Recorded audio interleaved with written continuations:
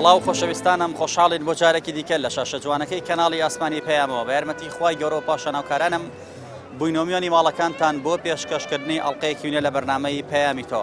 بەڕێزان ئەم ڕۆژ هاتوونەتە نێو بازار دەبانەوێت گفتوگۆ بکەین دەربارەی ئەوەی تۆی هاوڵاتی حەز ئەەکەی چەند ساڵ بژیت، چەند ساڵ تەمەنت بێت، ئایا ئەو تەمەنەی کە ئەتەوێ بژیت ئەتەوێ چی تێدا ئەنجام بدەیت، ئەتەوێت چۆن ژیانت بگوزارێت لەو چەند ساڵەی کە تەمەنای ئەەکەیت.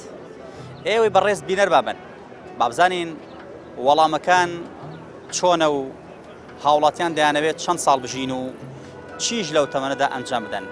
بینەرمان بن پەیامەکان بۆ ئێوەی بەڕێز دەگوازینەوە. قوربان چۆنێ؟ باشی؟ باشی شکر بیەوە. چەند ساڵە تەمەنە؟ من موالیدی پەنجام. یعنی 66 ساڵ. بەڵێ. تەمەن درێژ بی ئینشەڵڵا. سپاس دەکەم. باشە. حەز ئەەکەی چەند ساڵ بژیت؟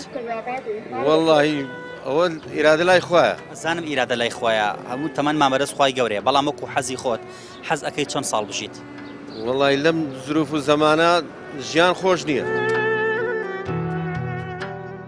ژیان خۆش نییە کە یەکێ دەستی کورد بوو یا ئیختیدارێکی باشی نەبوو نەمانەکەی باشترە، تووشی گوناه کەمترەوی.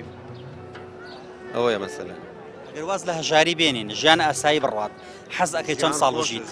حەز ئەەکەی چەند ساڵ بژیت؟ وەڵات زۆر ئەتا زۆر بێ کەمە. مەسەلەن ژمارەیەکمان پێ بڵێ. وەڵات ژمارە خۆی لە 100 بەرەوژووتر خۆش نییە. لە 100 ساڵ بەرەوژووتر خۆش نییە. 100 ساڵەیە ئەتەوێ چی دەدا ئەنجام بدەیت؟ وەڵڵاهی بڵێم چی نازانم. بۆ نمونە جەنابەت تەمەناکەی 100 ساڵ بژیت، لەم 100 ساڵەیە چی تێدا ئەنجام ئەدەی؟ حەز ئەەکەی چ شتێک هەوڵ ئەدەی تێیدا بەرجەستەی بکەیت لەناو ئەو ژیانەدا؟ وەڵای لەم ژیانایەتر کەوا ئیختیدارێکی هەبێت بتوانی چاکە بکەیت. چەند ساڵە تەمەنە؟ 45. تەمەن درێژ بین ئینشاءڵڵا. باشە. حەز ئەەکەی چەند ساڵ بژیت؟ حەچەند وەڵا خوای گەورە بیداومێ. خۆی گەورە تەمەن بەدەست خوایە و ئەزانین هەمومان تەمەنێکی دیاریکرامان هەیە و دیاریشە کە چەند ساڵە ژین لای خوای گەورە، خوای گەورە بڕیبێتەوە. بەڵام وەکو حەز تۆ حەزەکەی چەند ساڵ بژی ئەگەر ژمارەیەکمان پێ بڵێ؟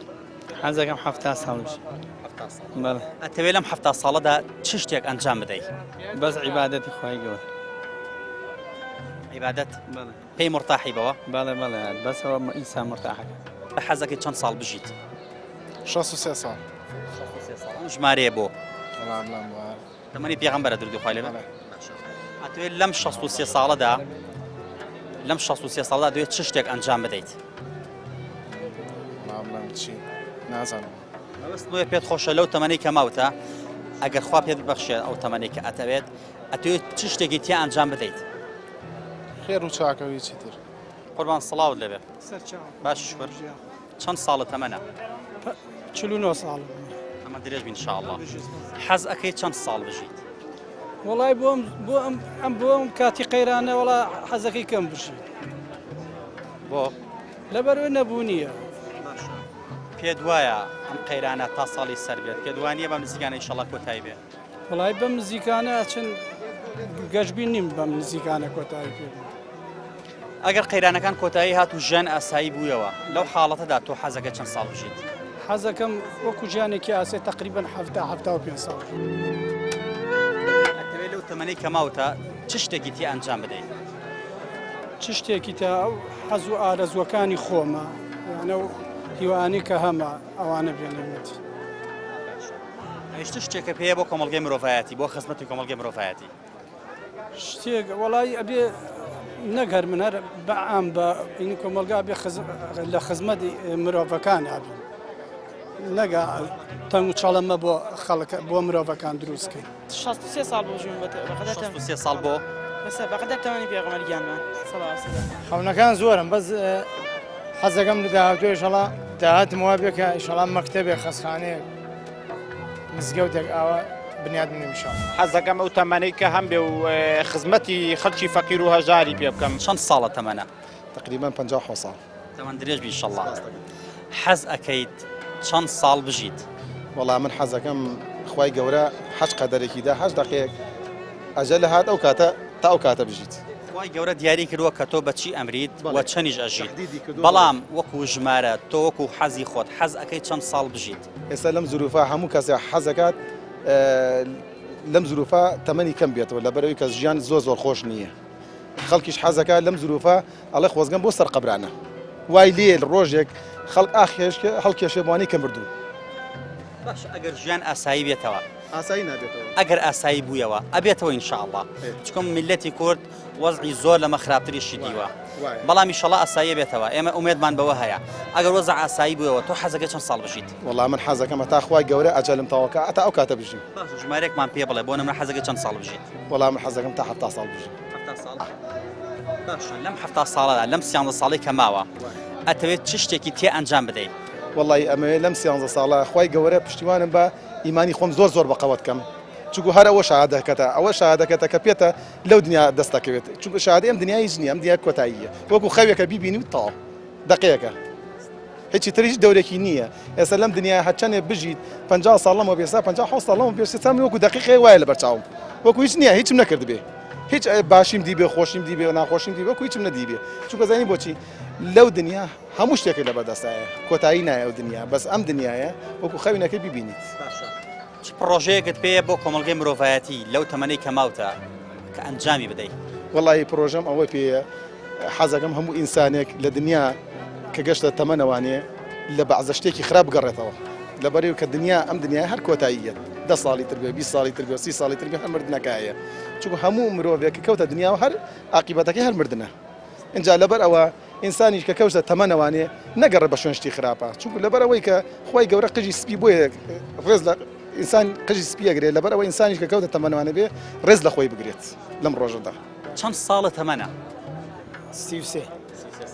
ئەمە درێژ بی ئینشاءڵڵا ئەگەر لە بەڕێزت بپرسم حەز ئەەکەی چەند ساڵ بژیت 63 ساڵ بۆ ئەم ژمارەیە لەبەرەوەی پێغەمبەری خوا صلی الله علیه وسلم ئەوە ژیاوە منش حەزەکەم ئەوە بژیم واتە 30 ساڵت ماوە بۆ ئەو تەمەنە باشە ئەتەوێت لەم 30 ساڵەدا چ شتێک ئەنجام بدەیت وڵا حەج هیچم بۆ حەج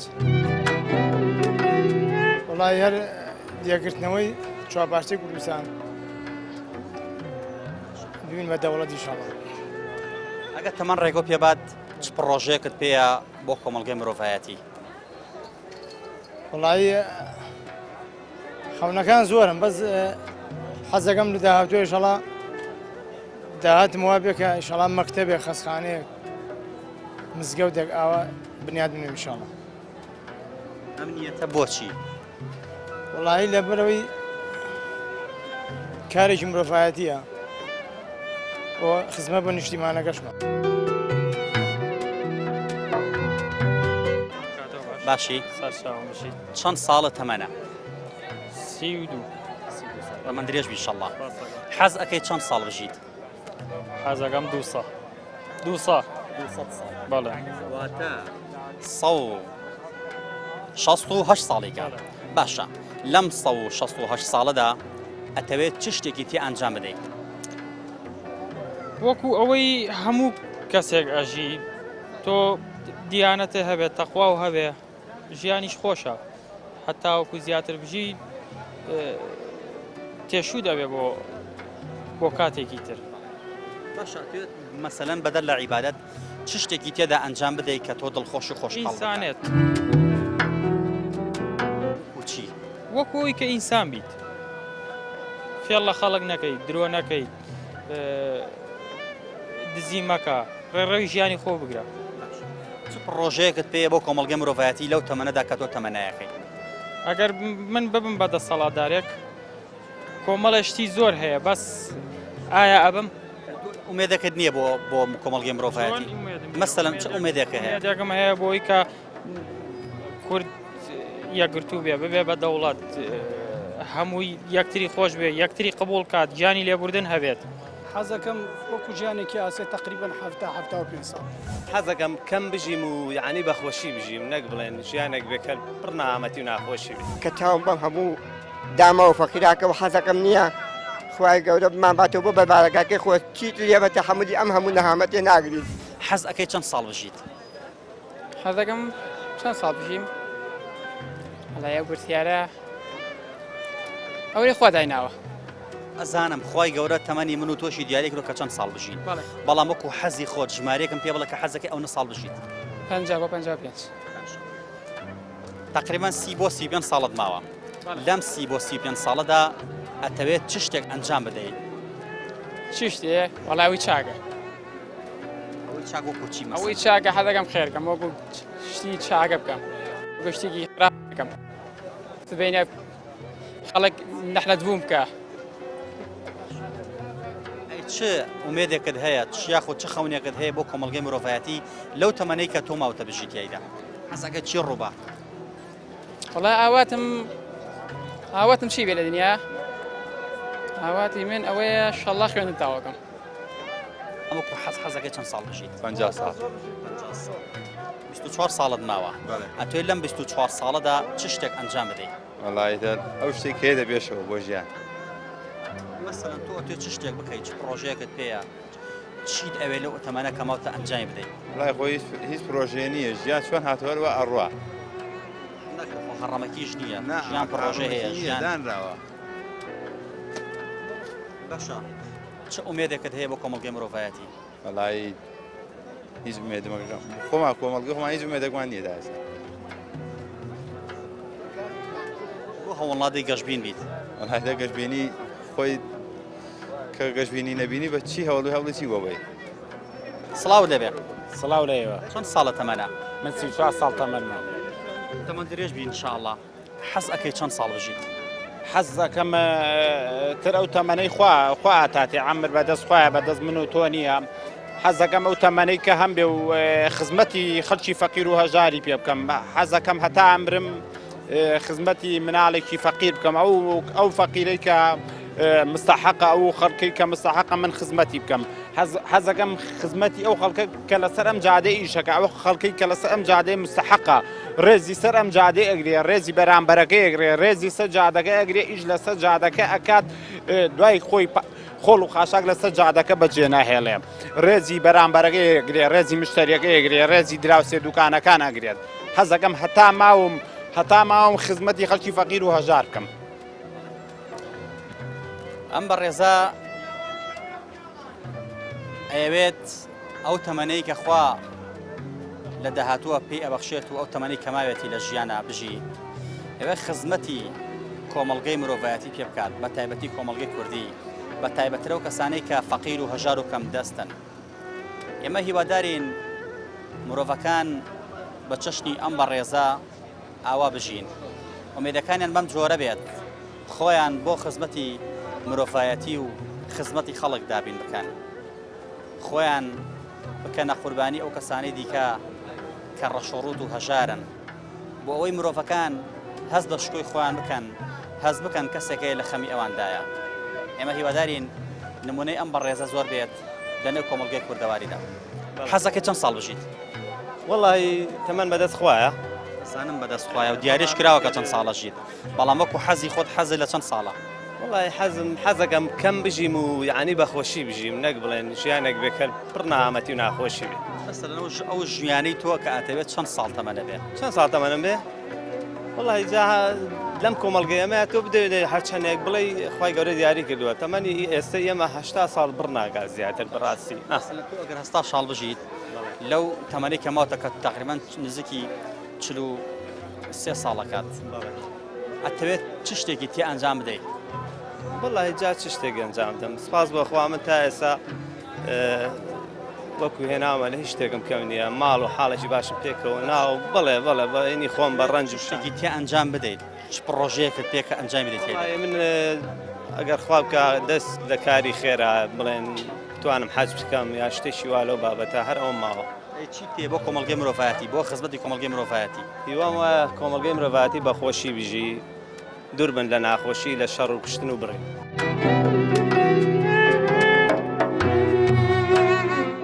تەمەنم تقریبا 69 ساڵ. حەز ئەکەی چەند ساڵ بژیت؟ حەزم چەند ساڵ بژیم؟ وەڵای بڵێم چی نازانم حەزم زۆر بژیم. مەسەلەن ژمارەیەکم پێ بڵێ. ژمارە 70 ساڵ. بەڵێ. باشە لەو تەمەنەی کە ماوتە ئەتەوێت چ شتێکی تێ ئەنجام بدەیت؟ چی تێ ئەنجام دەم وەڵا حەزەکەم هەموو شتێکی باشی ئەنجام دەم بۆ خۆم بۆ شارەکەشم بۆ میلەتەکەشم چی باش. ڕۆژەیەکت پێەیە پرۆژەیەکی چیمە پرۆژەیەکمەیە ئاوەدانی و ئەم ئابوووریە نەبێنێ و خەڵک زیاتر متابێنەوە و کە بتوانێت پێداچای خۆی جێبەجێ بکات بەڵێ پەیامەکە دەیە بۆ خەڵک پەیامەوەیە لەم کاتیا خۆڕاگر بێ بۆ هەموو شتێک بۆ بازار بۆ نەبوونی من ئێستا تقریبان 54 ساڵێکم تەمەنە ئیتر ئاوە بەڵی بڵێم چیتر حەزەکەم زۆر بژیم 54 بژی وەڵی بەتاکید وایە هەموو کەسێکەوەی حەزێک ئەو حەزەی کە تۆ ئەتوێ 54 ساڵی تر بژی بۆ نمونە بۆی ئەتوێت چ شتێکی تێ ئەنجام بدەیت وەڵی ئەنجام ئێمە تەمەنێکمان تازە بەسەر بردووە یعنی وەکو ژیان لەوانەیە زۆر خۆشی نەمابێ وایە مثلەن تۆ شتێک نییە بڵێ بۆ نمونە پرۆژێکت پێ نییە ئومێدێکت نییە بۆ کۆمەڵگەی مرۆڤایەتی حەزێکت نییە بۆ کۆمەڵگەی مرۆڤایەتی پرۆژە تازە من یعنی ئەگەر ئیمکانیاتی هەبی ئەتوانیشت بکەی بەڵام وەکو ئیمکاناتی هەبێ بەتەمای چ شتێ بکەیت تەمەنتا شتێ بکەم کە ئەو خەڵکە ئیسفادەی لێ بکەن بەخش بیت ژیان سوود بەخش بیت وەڵی تەمعان ئارە وەڵا بۆ ئەم خەڵکە من تقریبا موعد 1965 ئەکاتە 51 ساڵ 51 ساڵ باشە حەز ئەەکەی چەند ساڵ بژیت وەگا من بەنسبەت خۆ بەوە ژیانەکە ئەوگە ناگەحەت بووە قەنەعەتی بێت کە تاوم بەم هەموو دامە و فەقیراکە و حەزەکەم نییە خوای گەورە بمانباتەوە بۆ بەبارەکەی خۆ چیت لێبەتە حەمودی ئەم هەموو نەهامەتێ ناگرین زۆر ناگەحەتیان تاو بۆم هەموو داما و خوو بەسەراکە بێ خەفەت و مەداخەگرێ خەڵک داماوە نەبووە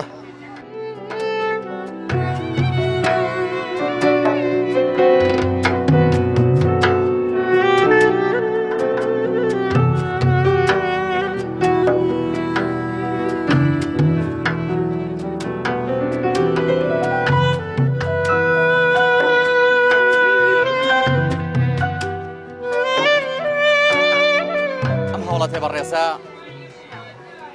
ئەوە فرمێسکی چاوەکانیەتی کە خەمی میلەتەکەی ئەخوات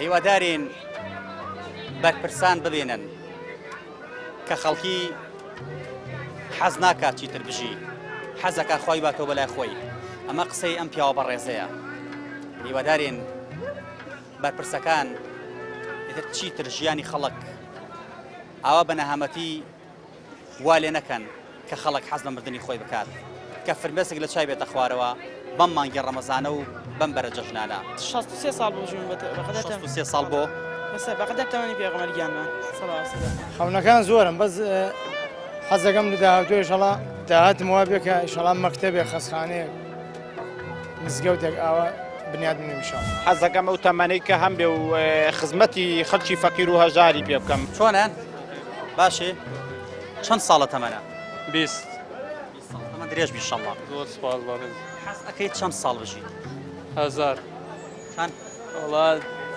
بەدەستی ئێمەیان نییەوە باشە ژمارەیەکە دوێت هەزارەوت بەڵێ ئەم 1000 ساڵە کە ئەکاتە 980 ساڵی دەرم ئەتوێت چ شتێکی تێ ئەنجام بدەیت وڵی بڵێم چی شتێک بکەیت ئەتوێت چ شتێک بکەیت لەو تەمەنە زۆرەدا کە تۆ تەمەنایەکەی وەڵا هەر شتێکیش بکەی لێرە ناکرێت ئەو شتێک کە خۆ حەزت لێ ناگونجێ مەبەستە چییە؟ تۆ ئاواتت زۆرە لەو هەموو ئاواتەیە لەوانەیە تاکو لەم وڵاتەیە بی هیچی بۆ تۆ نەگونجێ باشە مەسەلەن ئەگەر ئەم وڵاتە ئیشەڵڵا وەزع باش بوو ژیان خۆش بوو ئەو تەمەنەی کە تۆ ئەتەبێت تیا بژی ئەتوێت چ شتێکی تێ ئەنجام بدەیت وەڵی من یەکێ لە ئاواتەکانم شەهادەم هەیە ئەمەوێ دامەزرێن بەس لە ئێستا ئەوە ناکرێت ئەوە یەکێکە لە ئاواتەکان چەند ساڵە تەمەنە؟ وەڵی 26 ئەمە درێژ بی ئیشەڵڵا حەز ئەەکەی چەند ساڵ بژیت؟ وەڵایتر ئاچیە خواوی ئایتر 500 ساڵ بێ 80 ساڵ بێ حەزی خۆ چەنە؟ وڵایتر 80 ساڵ باش 100 ساڵ باشە 26 ساڵ تەمەندەوە بەڵێ بەڵێ ینی 74 ساڵی تر ئەتوێت لەم 74 ساڵەیە چ شتێک ئەنجام بدەیت کە تۆ حەزی پێ بێ ئایتر هیوادارم وڵاتەکەمان باش بێ و سەرکەوتوو بێ و مەشاکی دروست نەبێت خوا لە بەڵا دوورێکە هەموو شتێک بۆ خۆت حەزی لە چ شتێکە ئەتوێت چ شتێک ئەنجام بدەی ئەگەر توانات هەبێ وڵای دەڵام خۆمێ خوا لە بەڵا لا ماوە لەشم سابێ و ڕۆژانە ئەم تەکسی کار و کاسبی خۆمی بێکەم و هیچ شتێکی گەم نایە حەز ئەەکەی چەند ساڵ بژیت من ئەوە شتێکە بەدەست خۆیان بەدەست خۆمان ڕاستەکەی بەس بەدەست خۆیەوە تەمەنیشمان بڕاوەتەوە چەنە بەڵام وەکو حەزی خۆت حەزەکەی چەند ساڵ بژیت ئایترەوە جارێ نازانینە تا ژمارێکمان پێ بڵێ کە تۆ حەزەکە ئەو نەبژیت 63 ساڵ بژون بەقەدەر 63 ساڵ بۆ بەس بەقەدەر تەمەنی پێغەمبەرگیانمان سەڵا وسەلام باشە ئەتەوێت لەو تەمەنەی کەماوتە چ شتێکی تی ئەنجام بدەیت چیتی ئەنجام بە وڵایی تر بە پێی شتەکان کەوتو ئێستا ئەگەر گەورەبی خۆشە تعین ببیت و ماڵم ناڵێکە هەبێ و خانەوەی خۆش وزارە و ئەوە خۆشە بۆ تۆ ژیانێکە هەبێ لێرە و وایانە حەزەکەی لە کۆمەڵگەی مرۆڤایەتیا چ شتێک ڕۆ بدات چ شتێک بەدەست تۆ بێت حەزەکەی بکرێت چ شتێک بەدەست بێ وەڵایی بیرکردنەوەیەوە چەند ساڵ تەمەنتە 20 ساڵ تەمەن درێژ بی ئینشەڵڵا حەز ئەەکەی چەند ساڵ بژیت 70 ساڵ لەو 50 ساڵەی کەماوە ئەتەوێت چ شتێکی تێ ئەنجام بدەیت ئەمە ژیانێکی خۆش بۆ خۆم دابین کەم تەمەنمان 20 ساڵە تا ئێستا هیچ شتێکمان دیار نییە تەنانەت خوێندنیش تەواوکەین کەس دانامەزرێ دڵێکی چی پێ نازانم ئانێ وڵاتە بە تەمای چی ئەگە وەزع خۆش بێت بەدڵ نایشە خۆشە بێ وەزع هەر ئەوە نامێنێت ئەتەوێت لەو 50 ساڵەدا چ شتێک ئەنجام بدەیت چ گۆڕانکاریە بکەیت وڵی ئێستا زۆر بۆ بڕیارە ناشتوانم بدەم چکە قەدەر نازانم چۆنە بێت ئایا لەو 50 ساڵەیە چۆن ئەبێت چی بکەم ئەمێنم ناتوانم لە وڵات دێن باز لە مانەکەین ئەگەر مایت وڵی هیچ تەنها کار و کاسبی و ژیانێکی خۆش وەر ئەومە ڕۆژەیەکت پێ بۆ خزمەتی خەڵک وڵی ئەگەر وەسع خۆش بێ و کاتە پڕۆژەمانە بێ بەڵام ئێستا هیچ پرۆژەیەک نییە لە مێشکمانە ئێستا مێشکمان ئەو نەپڕە لە خەمو خەفەتەکانی ژیان بەڕاستی کە من 20 ساڵم مراوەڵەمە بێکە 40 ساڵ و 30 ساڵ بێکی بکە هیچ پرۆژێ لە مێشکمانان نیە بەڕاستی حەزەکەم وەکو ژیانێکی ئاسێ تقریبا 75 ساڵ حەزەکەم کەم بژیم و یعنی بەخۆشی بژیم نەک بڵێن ژیانێک بێکەر پڕ نامەتی و ناخۆشی بێت کە تاوم بەم هەموو داما و فەقیراکە و حەزەکەم نییە خوای گەورە بمانباتەوە بۆ بەبارەکەی خۆ چیت لێ بە تەحەمولی ئەم هەموو نەهامەتێ ناگریت حەز ئەەکەی چەند ساڵ بژیت حەزەکەم 50 ساڵ ساڵی تر لەم 90 ساڵەیە ئەتەوێت چ شتێکی تێ ئەنجام بدەیت وڵای لەم 90 ساڵەیە ئەوەی کردومە لە ڕابردوو و هیوادارم هەروەها دووبارە بێتەوە هیچ شتێک درۆم نییە مەسەلەن چ شتێکە کردووە کە حەزەکە دووبارە بێتەوە وڵای شتێک کردوم بێت وەکو ئەوەی لەناو خەڵکە قیمەت و قەدرێکی چاکم هەیە لە هاوڕێگەکان لای برادەکان لای دۆستەکان و بژی سەلامی چیت پێیە بۆ کۆمەڵگەی مرۆڤایەتی ئەتەوێت چه خزمەتێکیان بکەیت لەم 90 ساڵەیە لەم 90 ساڵەیە وە گوێرەی توانای خۆم بە هەرچەندە برادران هەر وەکو من هەن زانکۆ کۆلێژیان تەواو کردووە هیوادارم ئەوان بتوانن هەرچەندە من نەمانتوانی تەوامان کردووە و خزمەتێ بکەین ئەوانەی دوای ئەمە بتوانن خزمەتێ بکەن ومێدی چییە خوازی لەو تەمەنی تویا شتێک ڕوو بدات حەزەکە چ شتێک ڕوو بدات وڵای هیوادارم دەوڵەتی کوردی دروست بێت و گەنجەکانمان بتوانن ئاسوودەیەکی زیاتر و خۆگەشتر بە داهاتوو ببینن تەمەنە چەنە 25 زۆر سپاس دەکەم حەزەکەی چەند ساڵ بژیت بە پێم وەزع بێ ئەگەر هەرمە ومێدمان بێ حەزاکەم زیاتر بژیم بۆ شێژمە بە ئینشەڵڵا ئەم وەزعش کۆتایی دێت ئەم ژیانیش خۆشە بێت خەندا ئەگەر سەر دەوی خەڵکەکان ئینشەڵڵا وەزع خۆشە بێت حەزەکە چەند ساڵ بژیت حەزەکەم